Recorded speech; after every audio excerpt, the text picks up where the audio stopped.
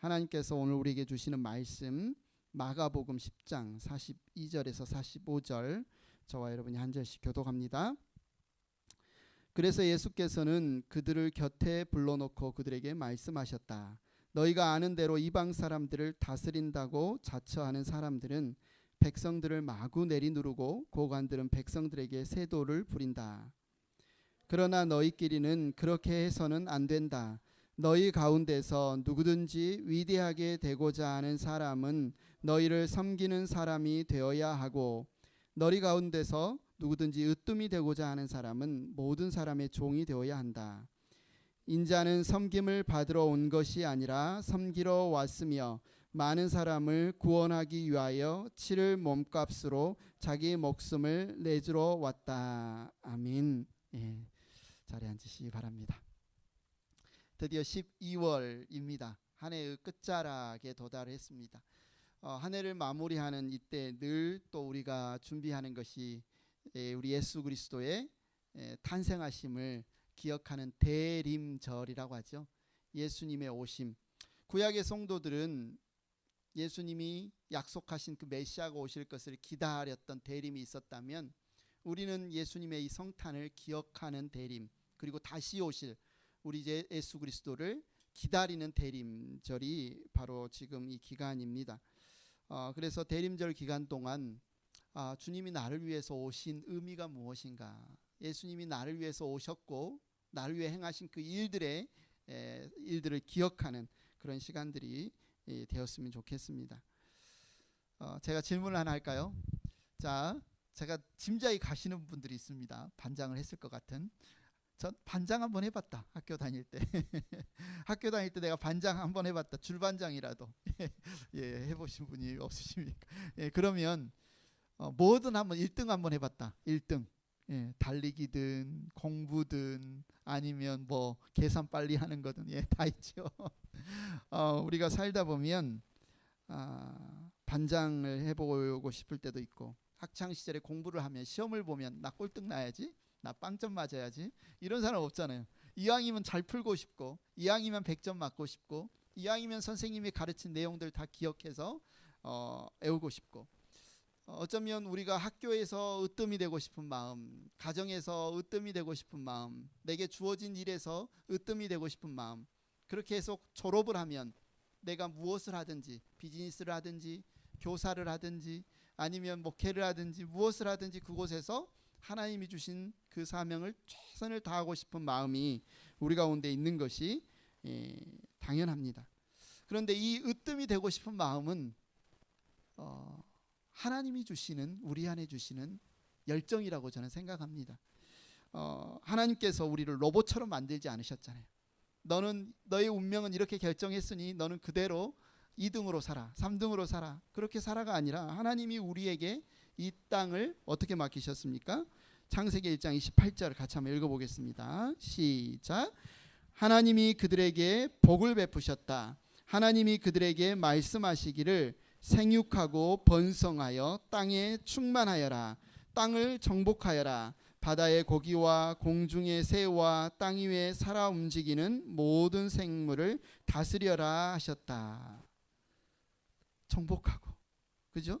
다스리라고 하셨다는 이 명령에는 뭡니까? 우리가 사는 그 삶의 터전을 우리가 잘 가꾸고 그곳에서 우리가 최선을 다하고 우리에게 주신 하나님의 그 능력과 우리에게 주신 하나님의 그 사명을 위해서 성실하게 공동체, 가정이든 교회든 우리 마을이든 우리 사회든 그 공동체 유익을 위해서 어쩌면 우리의 최선을 다하는 삶, 이것이 이제 저는 으뜸이 되고자 하는 열정과 연결되어져 있다고 봅니다. 그러니까 기존에 우리가 으뜸이 되는 건 안 좋아, 무조건 낮아져야 돼 라고만 생각했던 생각을 오늘은 이 말씀을 묵상하면서 조금 다르게 생각했으면 좋겠어요. 하나님께서 주신 사명에 있어서, 믿음에 있어서, 예배에 있어서 으뜸이 되면 얼마나 좋습니까? 그러지 않습니까? 사랑하는 일에 으뜸이 되면 얼마나 좋습니까? 그러니까 으뜸이 되는 것 자체가 하나님이 부정적으로, 예수님이 부정적으로 지금 말씀하시는 게 아닙니다.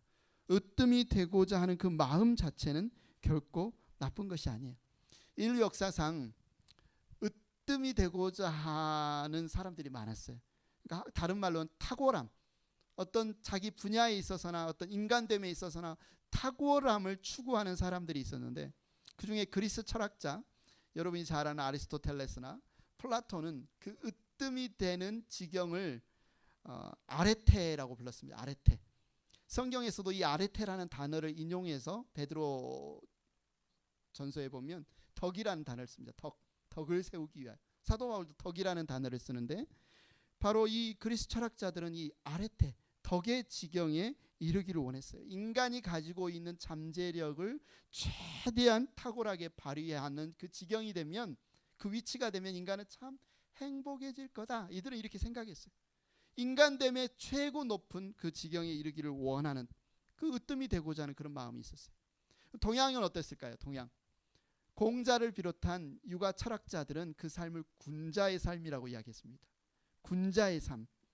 군자는 지위가 높은 사람이 아니라 인, 의, 예, 지, 신, 이와 같은 인의, 예, 지, 신과 같은 덕목을 날마다 수양하고 따르고 도덕적으로 완벽한 인간을 갖추면, 그게 자기 집이든지 자기 마을이든지 아니면 자기 국가든지를 잘 섬기고 다스리는 지도자, 이상적인 지도자가 될 수 있었다. 그 사람이 가장이든 아니면 왕이든 신하든 인의애지 신을 덕목을 탁월하게 으뜸이 되면 그 분야에 있어서 그 사람이 바로 지도자가 되는 것이다. 이걸 추구했었습니다. 중세 귀족들, 여러분이 많이 들어봤던 말 있죠. 노블레스 오블리주. 예, 노블레스 오블리주. 귀족 고귀한 신분에는 의무가 따른다라고, 어떤 귀족들이 높은 지위와 특권을 가졌다면 그에 상응하는 도덕적인 책임이 따른다. 그래서 어떤 도시가 문제가 있을 때 그 도시의 귀족들이 책임을 지고 자기의 생명을 내어놓음으로써 그 도시를 구했던 그 일화에서 나온 이 노블레스 오블리주, 군자의 삶, 아레테, 이 모든 것들이 인간이 으뜸이 되고자 하는 어떤 것을 추구했었다는 거죠. 그럼 예수님은 이 으뜸이 되고자 하는 마음, 어떤 탁월함의 위치에 도달하고자 하는 이 마음, 선한 영향력을 끼치며 어떤 그 위치에 오르고자 하는 마음을 예수님은 어떻게 말씀하고 있을까요?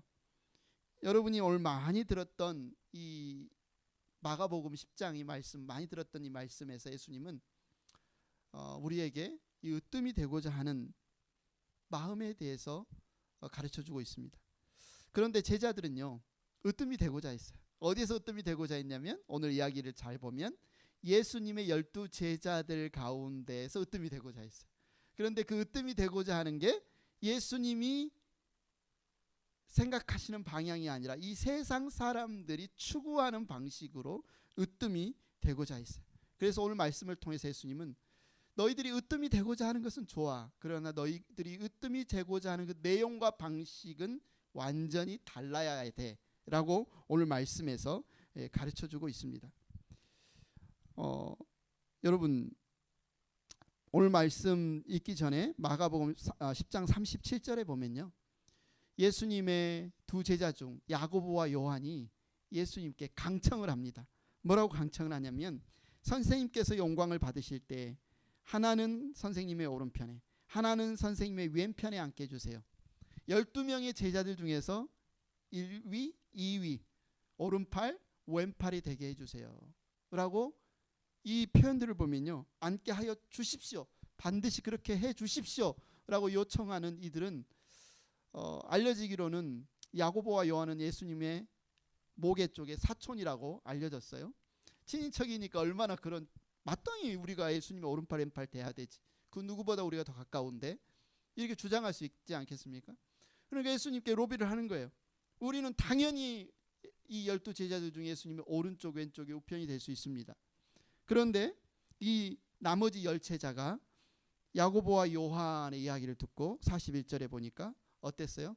그래, 너희가 그렇게 될 수 있지, 인정해 주는 게 아니라 분개하였다 그랬어요. 분개하였다.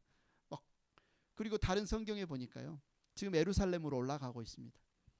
그런데 지금 오늘 이 장면 전에 예수님이 세 번째 제자들에게 이야기를 했는데, 뭘 세 번째 이야기를 했냐면, 예루살렘에 올라가는 목적에 대해서 이야기한 거예요.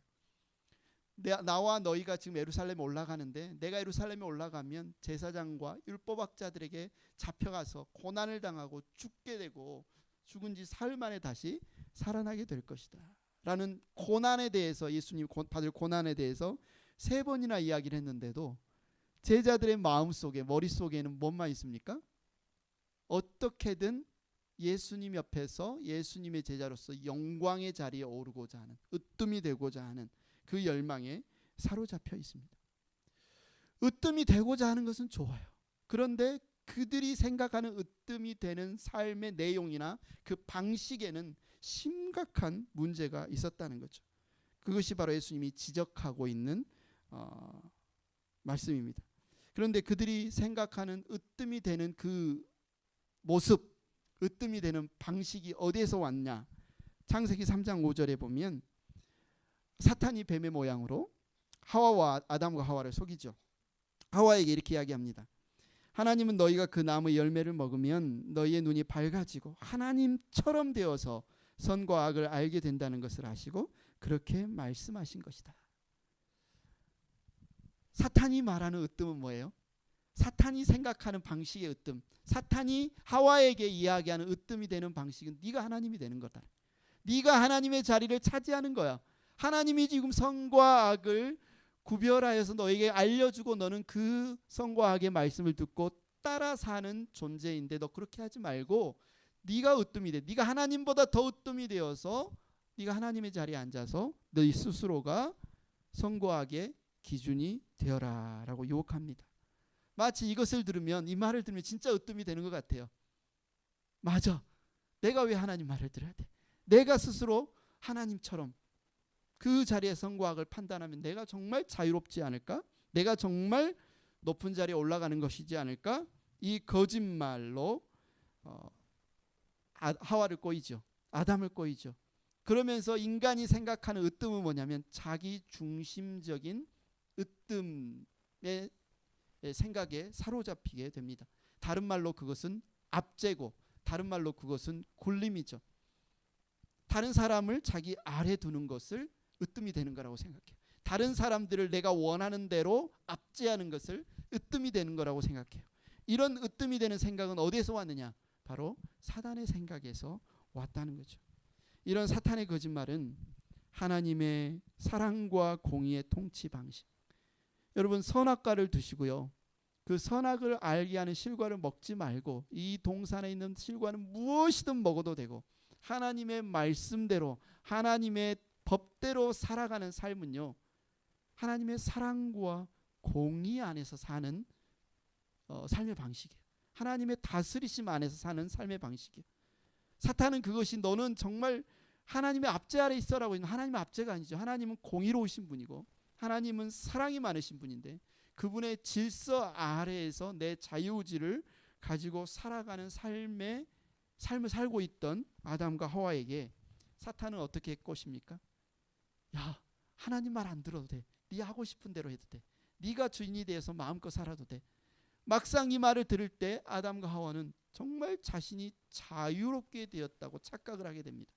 그랬잖아요. 내가 하나님이 먹지 말라고 하는 실과를 먹지 않는 게 아니라 내가 먹고 싶으면 먹고 내가 하고 싶으면 하고,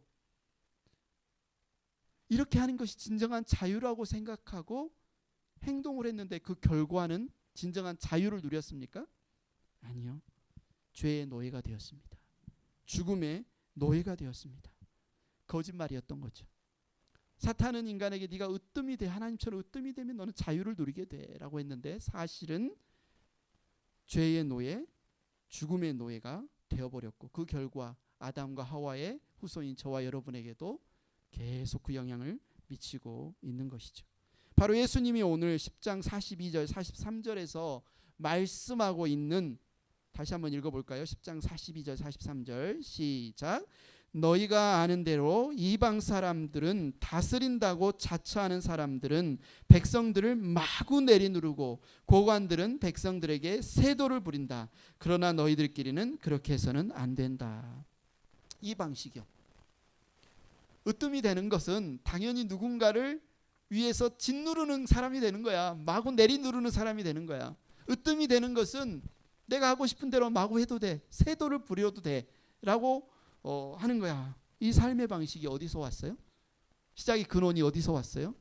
사탄에게서 왔다는 겁니다. 지금 예수님이 말한 이 시대에 로마의 식민지 시대에 있는 이 예수님의 제자들도 그 삶을 다 알고 있죠.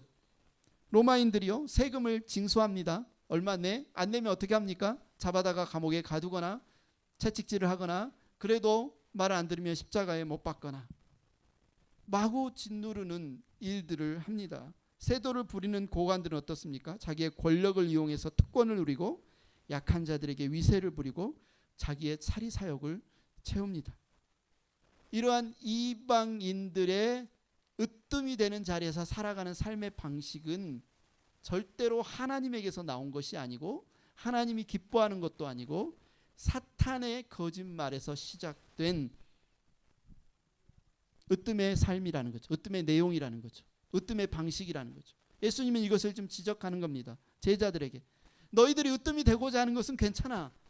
너희들이 너희들의 삶에 있어서 탁월함의 위치에 오르려고 하는 것은 괜찮아. 그런데 너희들의 탁월함을 추구하는 방식은 지금 이방인들의 방식을 추구하고 있구나.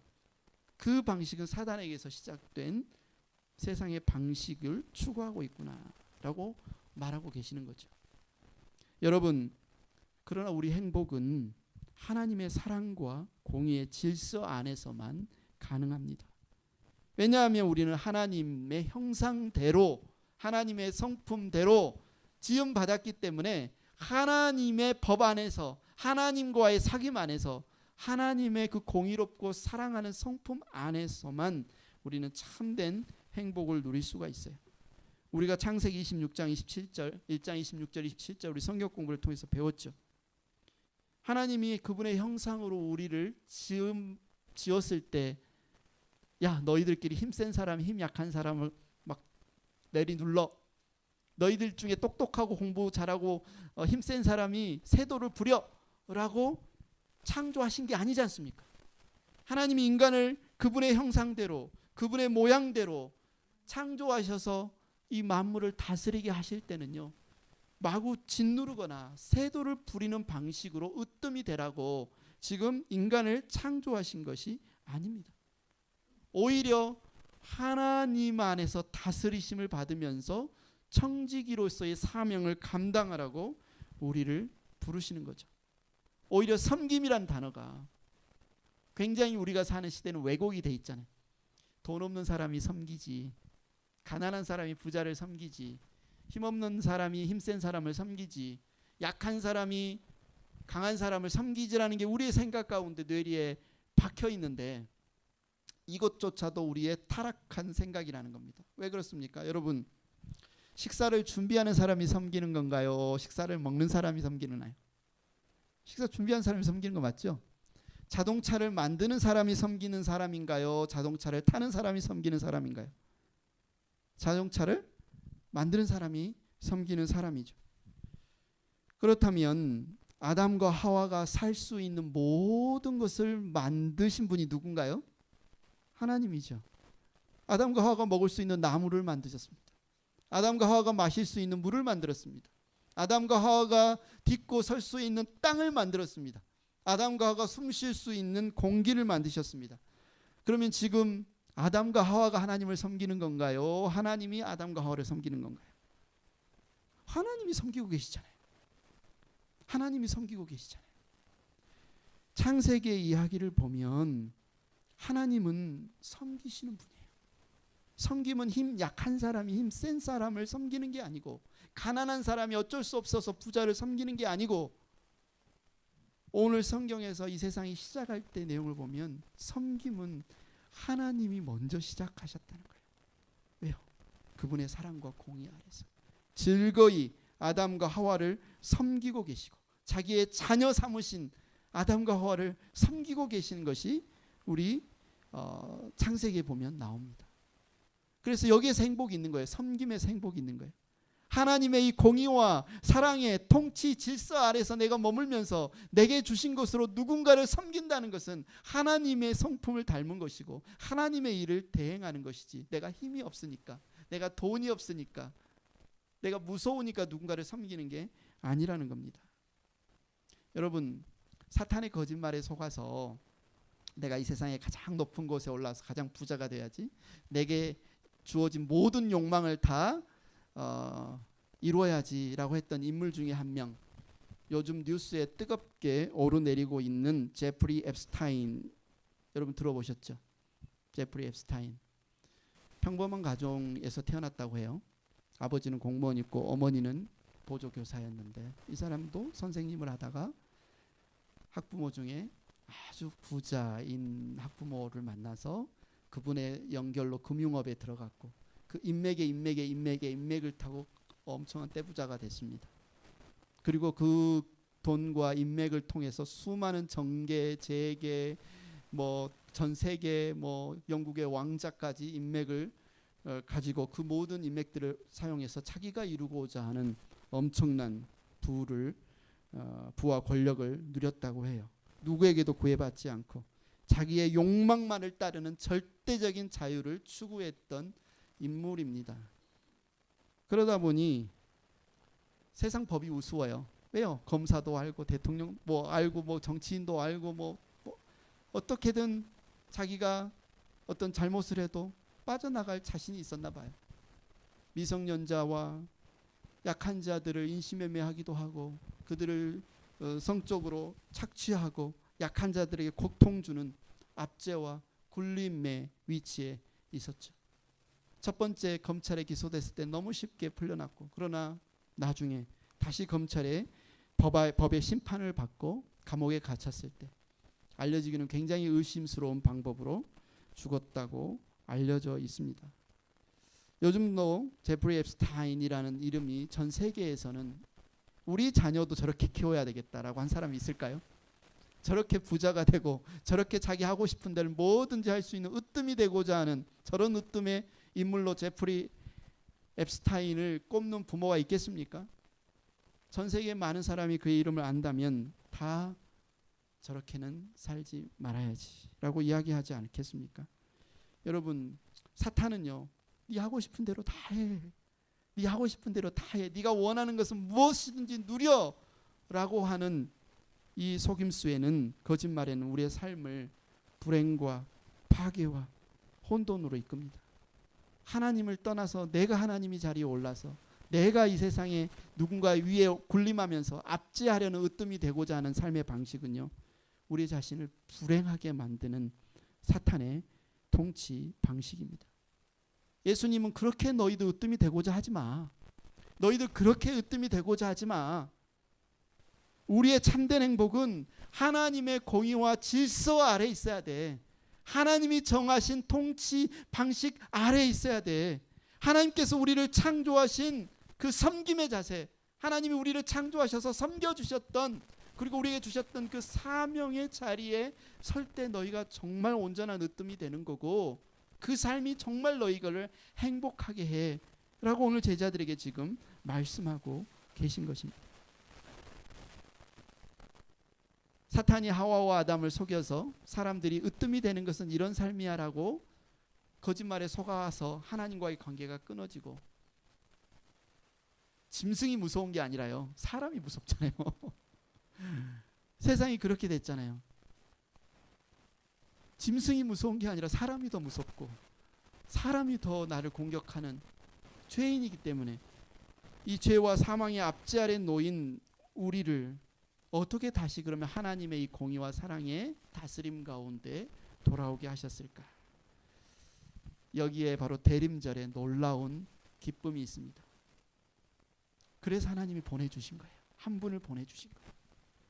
하나님과의 관계가 끊어지고 사람이 무섭고 누군가 누구를 압제하고 누군가 누구를 죽이고 누군가 누구를 위해서 군림하는 이 지옥 같은 세상 가운데 하나님께서 한 분을 보내주셨는데, 바로 예수님이 하나님이 우리의 섬김이 되신 것처럼 우리를 섬김으로 하나님의 통치로 회복하는 길이 되시기 위해서 이 땅에 오셨습니다.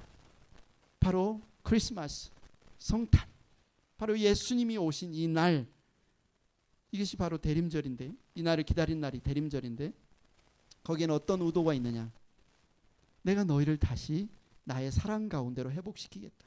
내가 너희를 다시 사람이 사람을 압제하고 군림하고 세도를 부리고 위에서 마구 짓누르는 그런 공동체가 아니라 에덴 동산에서 하나님과 아담과 하와가 최초에 누렸던 온전한 섬김의 공동체로 회복시키겠다. 그 일을 위해서 예수님이 인간의 몸을 입고 이 땅에 오신 날이 바로 성탄절입니다. 아마 이 세상의 사람들은 위대한 왕이 오신다고 생각하면 아주 화려하고 아주 떠들썩하고 아주 강력하게 올 거라고 생각했겠지만 예수님은 어떻게 오셨나요? 빌립보서 2장 6절 7절 한번 읽어봅니다. 시작. 그는 하나님의 모습을 지니셨으나 하나님과 동등함을 당연하게 생각하지 않으시고 오히려 자기를 비워서 종의 모습을 취하시고 사람과 같이 되셨습니다. 그는 사람의 모양으로 나타나셔서. 예수님은요, 하나님이 우리를 섬겨주셨던 것처럼 이 땅에 우리를 섬기기 위해 섬김의 길을 보여주기 위해 오신 예수님은요, 가장 낮은 모습으로 이 땅에 오셨습니다. 가장 연약한 아기의 모습으로 오셨습니다. 가장 지저분한 동물의 마구간 구유에 오셨습니다. 이 오심 자체가 우리를 위한 섬김이셨습니다. 빛 대신 주님께서 이 땅에 오실 때, 야, 더러운 곳은 싹 쓸어버려야지, 어두움은 싹 몰아내야지 라고 오신 게 아니라 어둠 가운데 죽고 죽이며 미워하고 고통받는 우리 가운데 거기서 우리를 건지시기 위해서 어둠 가운데 있는 이 세상으로 우리를 찾아오셨습니다. 그래서 오늘 10장 45절에 예수님은 자신이 오신 목적을 이렇게 이야기합니다. 같이 읽겠습니다. 시작.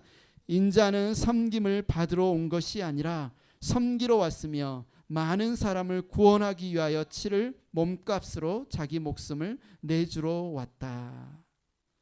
예수님은 그냥 병든 자를 고쳐야지, 눈먼 자를 고쳐야지, 가난한 자를 배부르게 해야지, 이 목적을 위해 오신 게 아니에요.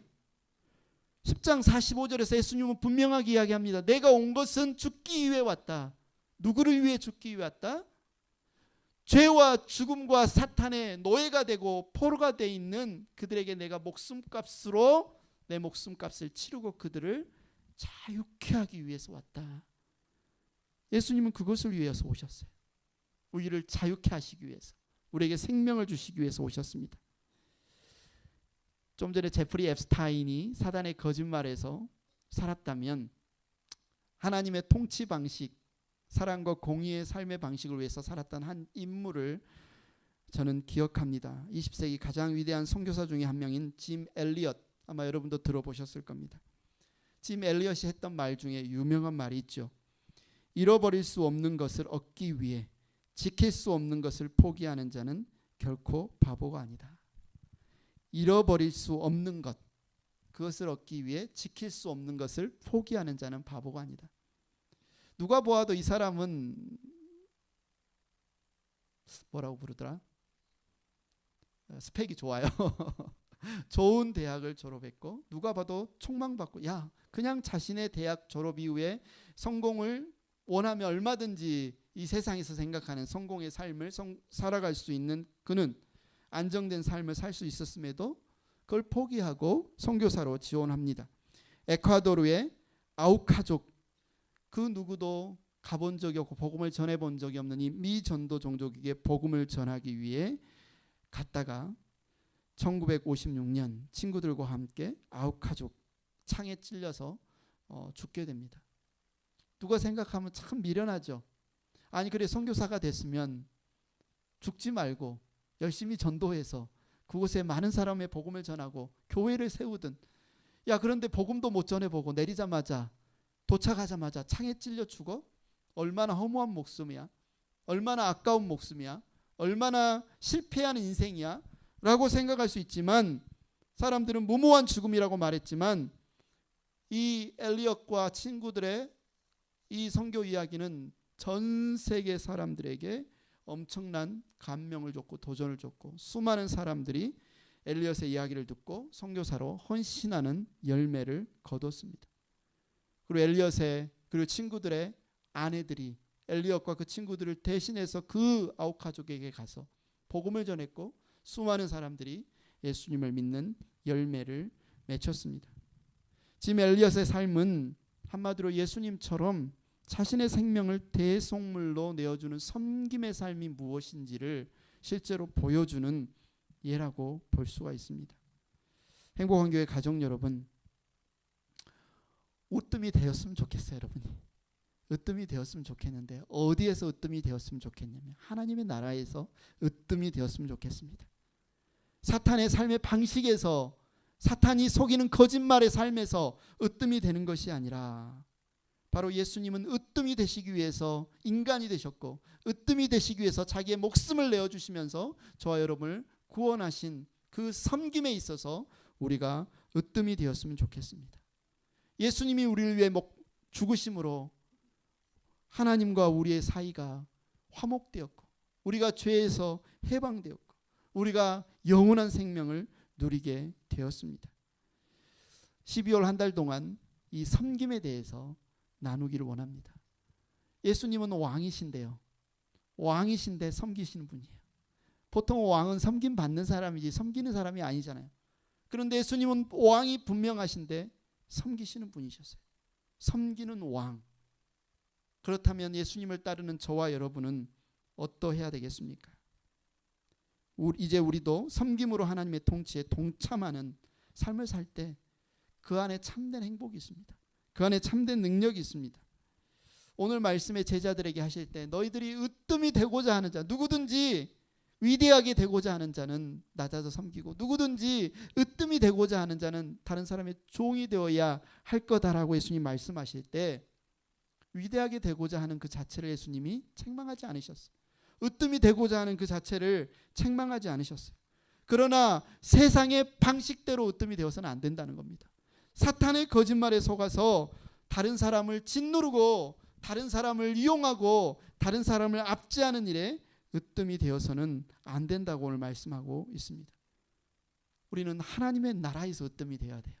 섬김에 있어서 으뜸이 되어야 돼요. 예수님의 섬김은 자신의 생명을 내어주어 남을 살리는 차원에서의 으뜸이 되셨습니다. 12월 달은 저와 여러분에게 예수님을 닮아가는 섬김의 계절이 되었으면 좋겠습니다. 한번 진지하게 한번 생각해 보시면 좋겠습니다. 교회 안에서 어떻게 여러분 섬길 수 있을까요? 많은 분들이 섬겨주고 계십니다. 어떤 분은 식사를 준비해서 섬겨주셨고 또 어떤 분은 캘린더를 만드는 데 섬겨주셔서 또 캘린더를 우리 교회 가족들이 나눌 수 있도록 섬겨주셨고 어떤 분은 교회에 처음 오시는 분이 있으면 다가가서 먼저 인사를 건네주고 따뜻하게 맞아줌으로써 그렇게 섬기시는 분이 있고 여러분 가정에서는 또 어떻게 섬기고 있습니까? 설거지를 한 번이라도 더 하고 와이프만 시키지 말고 남편들도 좀 범사 형제를 쳐다보세요. 혜진 자. 가정에서 한 번 더 섬길 수 있었으면 좋겠어요. 설거지만 아니라 따뜻한 말로 섬겨주세요. 가시돋친 말로 상대방을 책망하거나 비난하는 데만 말하지 마시고 이웃에게 김치를 나누거나 반찬을 나누면서 섬길 수도 있을 거고 가장 쉬운 것은 외로운 사람에게는 친구가 되어주고 슬픈 사람은 같이 울어주고 기쁜 사람은 같이 웃어주고 배고픈 사람은 먹을 것을 주고 추운 사람은 따뜻하게 해주고 주님을 모르는 사람은 예수님을 알려주는 게 섬김 아니겠습니까? 여러분 12월 예수님 하나님의 성품인 이 섬김이 저와 여러분의 성품이 되었으면 좋겠습니다. 예수님께서 친히 오셔서 보여주신 이 섬김의 위치가 우리를 가장 행복하게 하고 살맛나게 하고 하나님과 가장 가까운 자리에서 하나님의 성품을 느끼게 하는 길이 아닌가 생각합니다. 사단은 끊임없이 우리에게 거짓말합니다. 너도 하나님처럼 돼야지.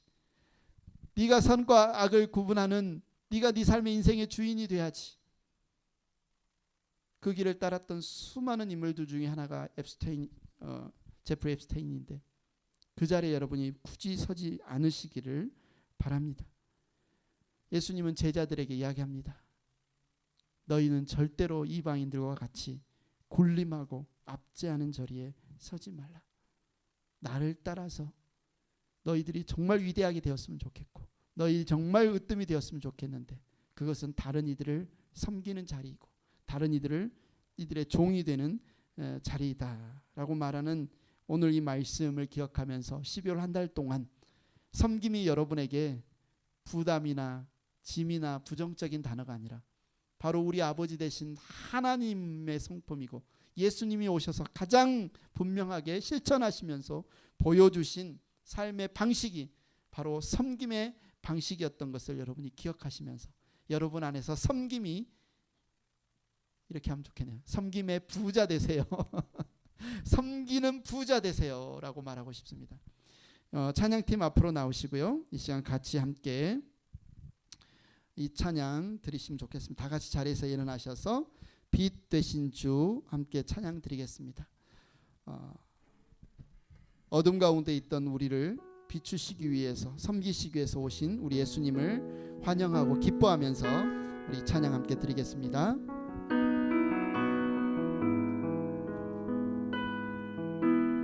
빛 되신 주 어둠 가운데 비추사 내 눈 보게 하소서.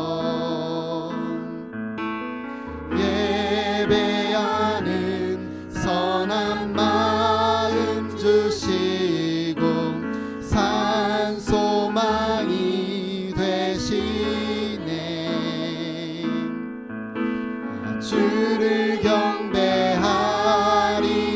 엎드려 절하며 고백해 주 나의 하나님.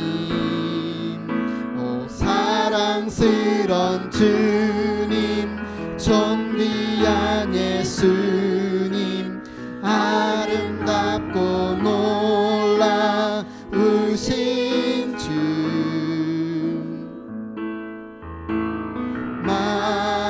만유의 높임을 받으소서.